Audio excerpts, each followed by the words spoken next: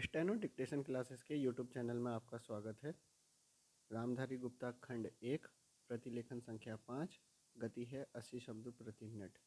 Dictation start होगा 5 second बाद।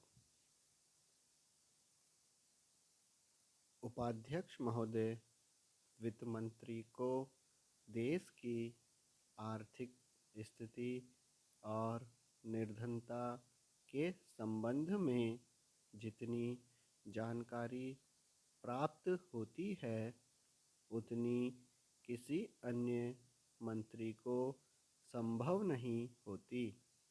Budget बनाते समय वैसे तो बजट में आय व्यय का ब्यौरा होता ही है, लेकिन मूल रूप में देश की आर्थिक नीतियों में किस प्रकार का परिवर्तन हो तथा किस मार्ग पर वह देश को चलाना चाहते हैं, सरकार का लक्ष्य क्या है, इन सब नीतियों का बजट में विवरण होता है।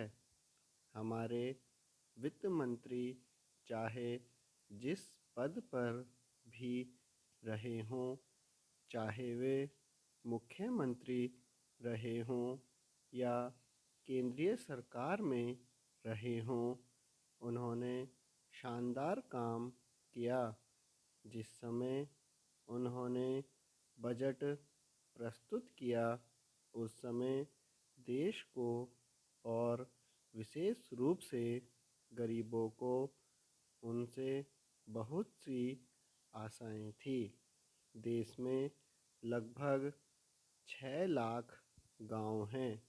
उनमें जो बेरोजगारी है, गरीबी है, उसके संबंध में देश की जनता को उनसे बड़ी आशाएं थीं और जनता देखना चाहती थी कि इस अवसर पर सरकारी नीतियों के द्वारा देश को वे क्या मार्गदर्शन देना चाहते हैं। इस दृष्टि से 3 महत्वपूर्ण बातें इस समय देश के सामने थीं।